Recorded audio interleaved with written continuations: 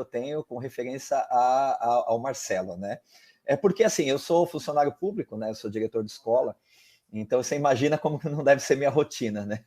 O negócio é meio Mas complicado. eu acho uma das profissões mais bacanas que existe.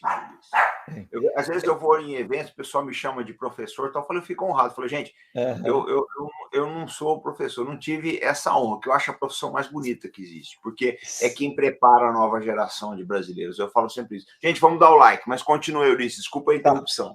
Nada, que isso. Então, na realidade, a minha formação, bom, fui militar de carreira da Marinha do Brasil, né? Me formei na Escola de Aprendizes Marinhas de Santa Catarina, escola muito querida para mim, e depois fui embarcar. Né? Fui para a Fragata União, passei meu tempo lá, meu eterno comandante, o comandante Casales, que depois foi adido, foi almirante, foi adido nos Estados Unidos, eu aprendi muito com ele, é daquele oficial que percebe a necessidade dos praças, tudo. Foi um período de grande aprendizado para mim dentro da Marinha do Brasil, né? Mas aí a vida nos faz escolher por determinados caminhos, aí eu decidi pedir minha baixa e seguir o caminho que eu sempre quis, que era estudar, me formar em História, né? Eu achei que não dava para conciliar as duas coisas, né? Não me arrependo, tá? Estou nessa trajetória há um bom tempo como professor, mas a parte de história e principalmente dessa questão da memória nacional me chama atenção, assim, quer dizer, a gente tem o povo brasileiro em si, ele é muito imediatista, né? Não é uma crítica, é uma realidade. Então, a gente precisa saber que a nossa história tem, não querendo cobrir de glórias pessoas que não merecem, né? No caso da história da Força Expedicionária, foi uma necessidade, né? Eu senti uma necessidade de escrever algo sobre, né? É que eu comecei a escrever, na realidade, Comandante Cabalé, eu estreiei na literatura com esse livro aqui, que é o Gladiadores do Céu. Eu ia perguntar dele mais adiante. A realidade é a história de um aviador alemão ao final da Segunda Guerra Mundial. Então é bem interessante que a visão do combatente alemão. Ele é fictício, mas todos os outros personagens, todo o cenário que se monta é verídico, tá? Todas as situações são verossímeis e mostra um pouco dessa guerra aérea ao final da Segunda Guerra Mundial, né? Depois do dia D até os últimos dias aí do Reich de 1000 anos que o Hitler imaginou ter e caiu por terra. Tá? Então, assim, a visão desse soldado alemão. A gente vê muito também, a gente demonifica muita coisa, né? O alemão, todo alemão era nazista, nem sempre. Tá? Mas, como soldado, ele tinha que cumprir com a obrigação dele. Então, a partir eu vou dizer assim, dessa aceitação desse livro, eu me empolguei e acabei escrevendo um segundo. E aí eu optei pela história da Força Expedicionária, mas eu não queria escrever a história da Força Expedicionária. Não é a minha pretensão e não é a pretensão do livro. Na realidade, eu sempre tive... sempre me chamou a atenção a questão da história do Sargento Max Wolff. Né? O Sargento Max Wolff foi um voluntário na guerra, ele não precisava ter ido, né? A trajetória dele é bem interessante, e a partir dessa participação dele na Força Expedicionária, eu conto, como bem disse Cabalé, é contado por ele. Tá? Mesmo até o fatídico momento, isso não é spoiler, é história, né? Ele vai falecer, né? Numa missão de combate.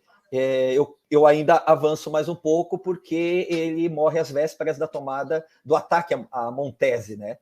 Que Montese vai ser uma das combates que o Brasil participou na Segunda Guerra Mundial, onde mais brasileiros morreram, né? Onde a FEB sangrou, né? Sangrou em Monte Castelo e sangrou muito em Montese, né? E conseguiu fazer a rendição da 148ª Divisão Alemã, que não é pouca coisa, né? Tem muitas informações que as pessoas desconhecem, né? E que a gente vai tratando aqui no decorrer. A pesquisa foi muito em cima das memórias dos expedicionários, tá? E um detalhe, tá? Em nenhum momento no livro, em nenhum momento na minha fala aqui, só vai ser agora, que vocês vão ouvir o termo pracinha, tá?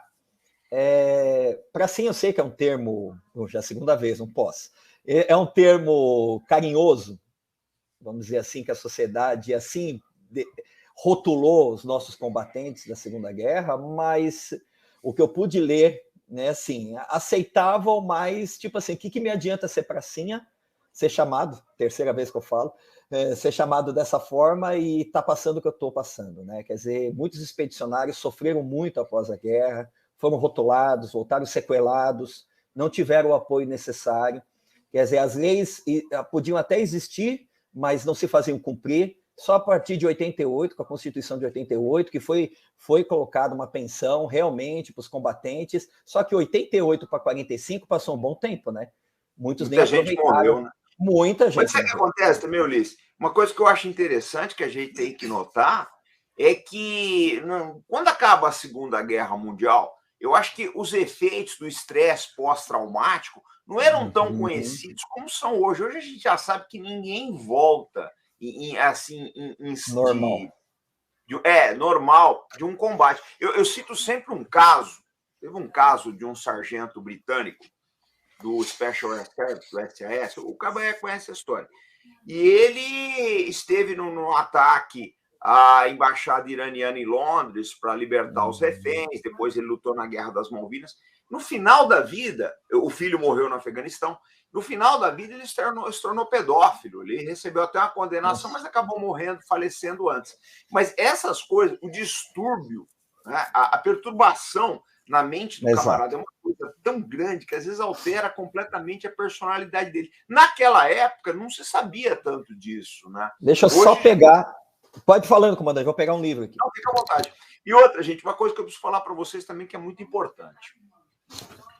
As pessoas talvez não entendam o que era o teatro de guerra italiano. A frente de guerra italiana. Recomendo esse livro aqui. Ao Alcance da Morte. Um ensaio sobre o estado psicológico dos soldados da FEB na Segunda Guerra Mundial. Isso aqui é de doer o coração, tá? De doer o coração.